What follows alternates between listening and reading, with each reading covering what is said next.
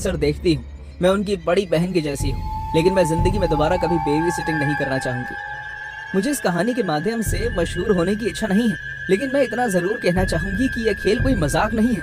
ये मैं आपको सिर्फ इसलिए बता रही हूँ क्योंकि ताकि आप सावधान रहें। ब्लडी मेरी मत खेलना, कभी मत खेलना। अगर आप इस सब में विश्वास नहीं करते तब भी मैं आपसे ये कहूंगी कि इतना बड़ा जोखिम मत उठाना, क्योंकि ये एक छोटे से खेल के पीछे ब्लडी मेरी तो आ जाएगी, लेकिन आपके लिए वो एक बहुत बड़ी मुसीबत बन सकती है और आपको मौत से कुछ ज्यादा भयंकर नजारा दिखा सकती है।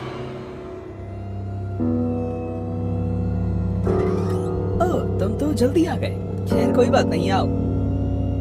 मैं चिड़ी हुई शक्ल लेकर सोफे पर बैठा था जब मेरी मॉम मेरे लिए बुलाए गए नए बेबी सिटर को कमरे में लेकर आई। मैं 12 साल का था और मुझे बेबी सिटर की बिल्कुल भी जरूरत नहीं थी, लेकिन मेरे पेरेंट्स जिद पर अड़े थे। एक पतला पढ़ाकू दिखने वाला लड़का मेरी मॉम के साथ खड़ा था। वो मुझे काफी घबराया हुआ लग रहा था। तुम जरूर डिलन होगे। मेरा नाम जोशुआ है। मैंने अपनी मॉम की तरफ देखा और कहा, बहुत ही बढ़िया। ये मुझे पागल लग रहा है। देख, पागल रहा है और अब बात भी पागलों की तरह ही कर रहा है। क्या बढ़िया चॉइस है मॉम। डिलन, अभी के अभी इनसे माफी मांगो। ठीक है, माफ करना। जोशुआ झिझकते हुए मुस्कुराने लगा और फिर मेरी मॉम उसे घर के नियमों के बारे में बताने लगी। फ्रिज में काफी खाना है और मैंने किचन के काउंटर पर तुम्हारे लिए पैसे रख दिए। अगर तुम दोनों चाहो तो अपने लिए पिज्जा ऑर्डर कर सकते हो।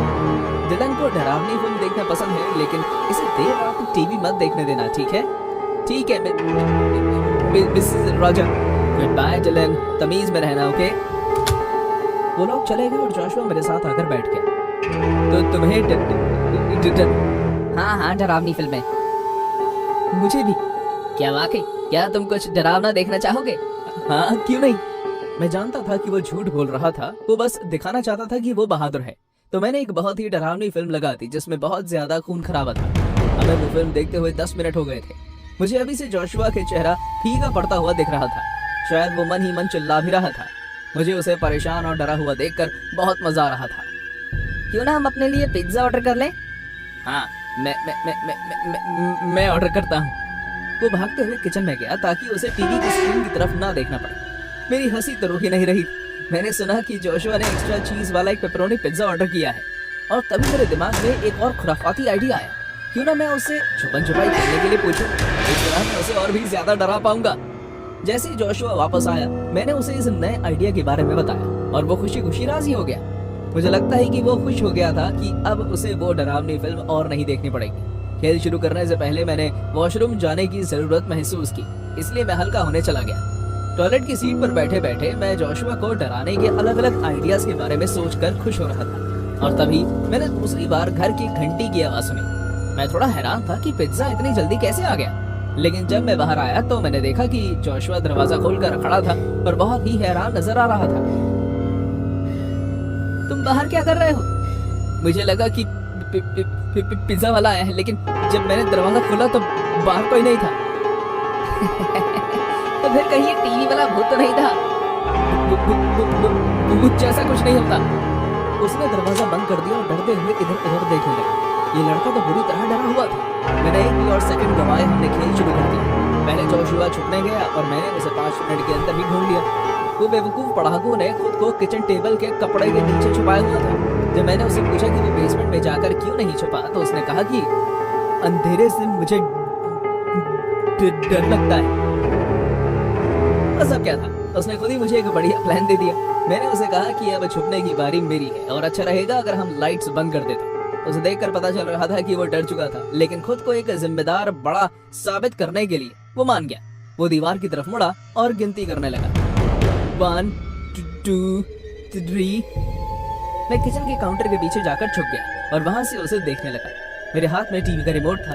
जैसे ही उसने मुझे ढूंढना शुरू किया और टीवी के पास आया, मैंने अचानक टीवी चालू कर दिया और उसकी वॉल्यूम बढ़ा दी। टीवी में डरावना सीन देखकर वो और उछल गया और डर के मारे उसे जैसे दिल का दौरा ही पड़ गया।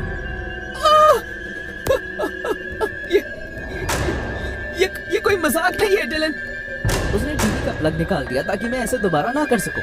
और तब मैंने सोचा कि मैं अपने मॉम डैड के कमरे में जाकर उसकी अलमारी में छुप जाता हूँ। मैंने अलमारी खोली और मेरा जैसे दिल धड़कना बंद हो गया। चांद की रोशनी ठीक अलमारी पर पड़ रही थी, जिसकी वजह से अंधेरे में भी ठीक ठाक दिखाई दे रहा था। अलमारी के अंदर एक नौजवान का शव पड़ा हुआ था। उसके सर पर प्लास्टिक का बैग लपेटा हुआ था। दम घुटने की वजह से वो मर चुका था। मेरे माथे पर पसीना आने लगा था, मेरी टांगे कांप रही थी। एक और बार दरवाजे की घंटी बजी।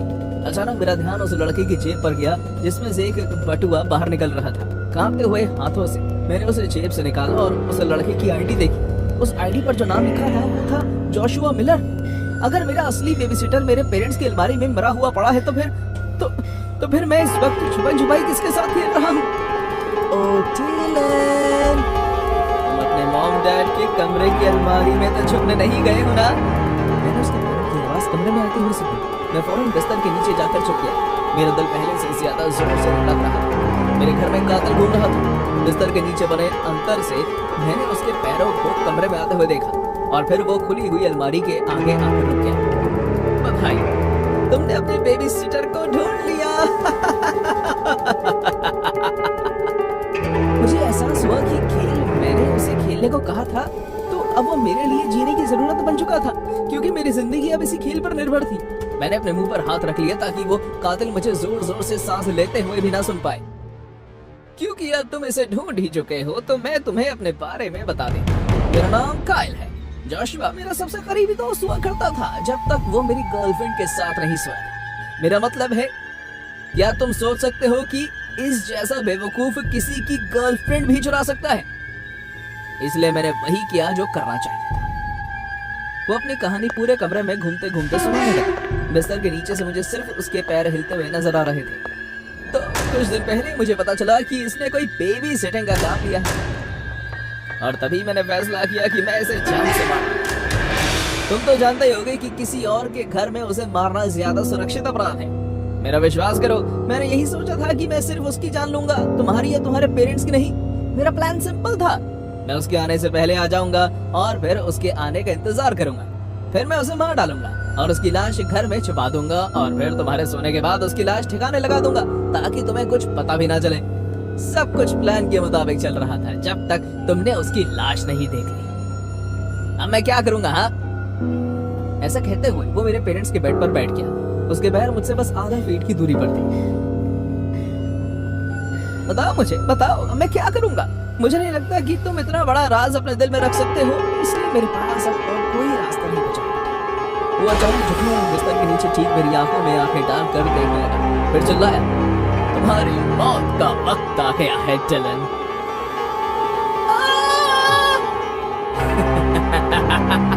अब कौन डरा हुआ है? मैं भागने लगा और काइल मेरा पीछा करने लगा। मैं उसके भारी पैरों की आवाज सुन सकता था। मैं ऊपर की तरफ भागने लगा और उसने पीछे से मुझ पर वार कर दिया। किस्मत से मुझे ज्यादा नहीं लगी, लेकिन मेरी टी शर्ट फट चुकी थी। लेकिन मैं रुका नहीं, मैं सीधा अपने कमरे की तरफ भागा और इससे पहले कि वो अंदर आ पाता मैं दरवाजा बंद कर चुका था। काइल मेरे दरवाजे पर आकर उसे जोर जोर से पीटने लगा। मुझे तो लगा कि तुम्हें डरावनी फिल्में पसंद है। हाँ, ये तुम्हारी जिंदगी की असली डरावनी फिल्म चल रही है। बाहर निकल टिलन, अपने असली बेबी सिटर के साथ खेलने का वक्त आ गया है।